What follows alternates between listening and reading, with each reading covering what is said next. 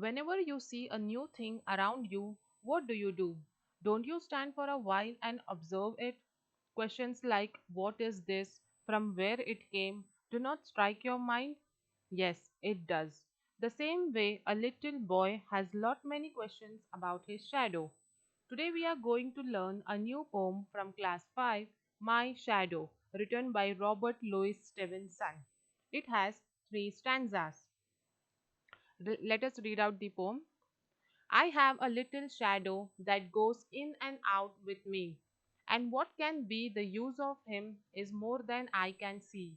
He is very, very like me from the heels up to the head, and I see him jump before me when I jump into my bed. This is the first stanza. In the first stanza, the boy says he has a little shadow that always follow him in and out, here and there, everywhere. It doesn't leave the boy alone. It looks same as the boy from head to toe. He says that it is the duplicate of him. That is, shadow goes to bed before the boy go to sleep. He is very much curious to know about him. Now, the second stanza. The funniest thing about him is the way he likes to grow, not at all like proper children, which is always very slow. For he sometimes shoots up taller like an Indian rubber ball, and he sometimes gets so little that there is none of him at all. One morning, very early, before the sun I was up, I rose and found the shining dew on every buttercup. But my lazy little shadow, like an arrant sleepy head, had stayed at home behind me and was fast asleep in bed. See, in the second stanza, the boy has noticed something funny about his shadow. He thinks his shadow is a human being and he compares it with other kids. He says, my shadow is not like other kids. Usually, kids grow slowly with their age. But my shadow is very fast. Sometimes it becomes so tall like a huge rubber ball, and sometimes it becomes so small that I can't even see it. In the last stanza, the boy is little upset with his shadow because one morning when he woke up early before the sun, that is early morning before sunrise, and went out to see the dewdrops on flowers, he did not see his shadow behind him. He thinks his shadow goes to bed early and still did not wake up. How lazy is my shadow? But the fact is, shadow is not a human being. It comes when light is focused on solid objects.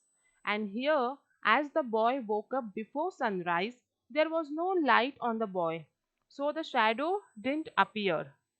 So the poem is all about a boy's imagination about his shadow.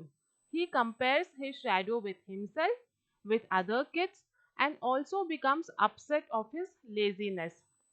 I hope you liked the poem. Now let's see the question answers. So the first main is question answer. Here we have 3 questions. Who do you think your shadow looks like? Answer is, I think my shadow looks like me. Second question, why do you think your shadow jumps into bed before you can? Answer is, I think my shadow jumps into bed before me because when I stand near bed, it falls on my bed. Third question, what time of the day do you think it is when your shadow is the tallest and why? 3 options are given: morning, afternoon, and night. So, when you can see your shadow very tall, it is in the morning. Shadow is tallest in the morning because sun rays are slanting at the time of sunrise. Okay, now the next main. Read the lines from the poem and answer the following. He is very, very like me from the heels up to the head. And questions are, who does he refer to? Who does me refer to? Why are he and me alike? So the first answer is, he referred to the shadow. He referred to the shadow. Second answer is, who does me refer to? Me refer to the child in the poem. Okay, me is the child. Why are he and me alike? He and me are alike because he is my shadow. So we both look same. Then next, work in pairs and discuss the following. What would you do if a dog chases you? Answer: I would not pay attention to the dog and move slowly. You can see in the picture, boy is running and dog is chasing. So you should not run when dog is behind you. You have to try the other option. See, these answers may differ because it is up to you. You should write your opinion. Okay, so I have given an answer. You can write this also.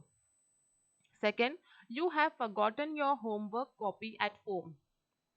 So what you will do if you have forgot your homework at home? I would tell my teacher sorry and ask to show tomorrow. Instead of telling lie, you have to tell the truth that I have forgot to bring my homework and I will show it tomorrow. Okay? Then next, you are alone in a room and the lights go out. Answer: I would not shout but switch on emergency light.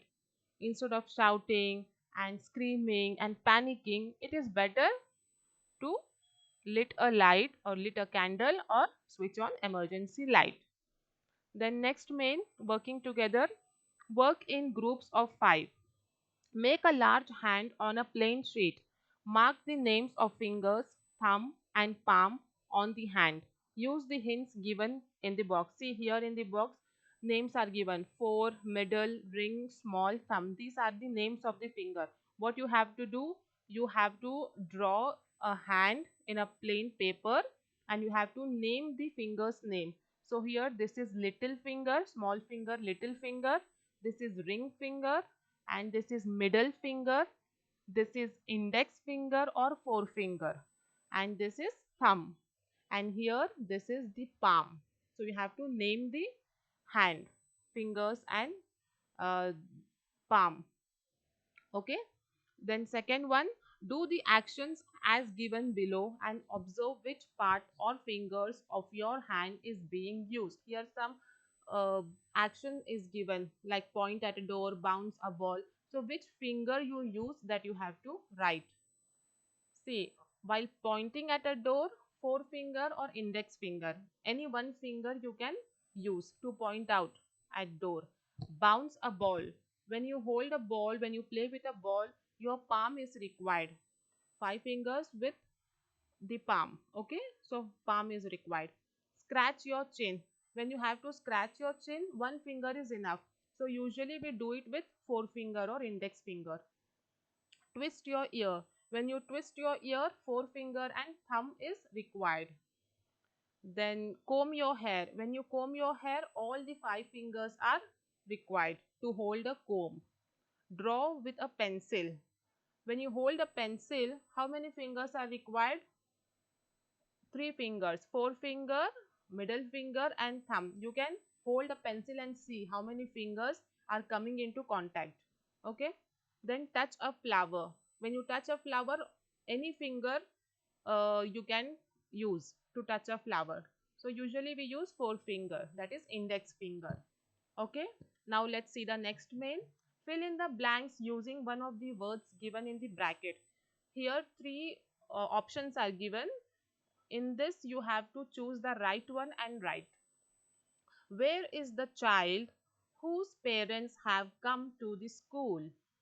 Second one, I saw many houses which were quite spacious. Third, mathematics, which is my favorite subject, is so interesting.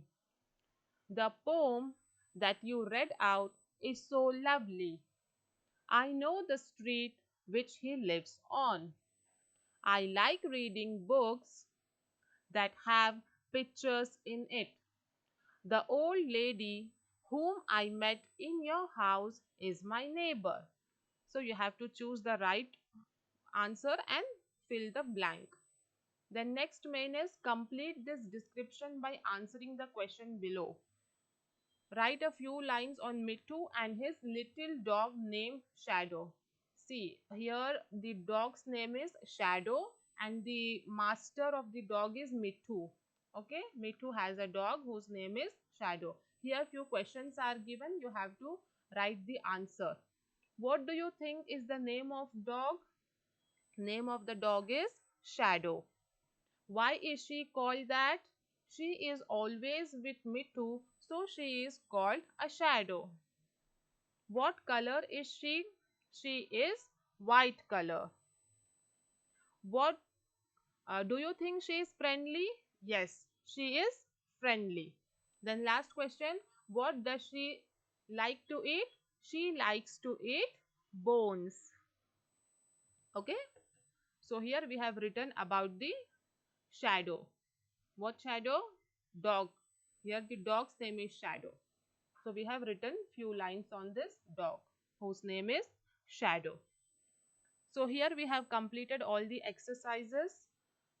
In this video, you have got the explanation of the poem as well as all the question answers. I hope it was helpful. If you like it and if you want more such videos, then do subscribe the channel. Thank you.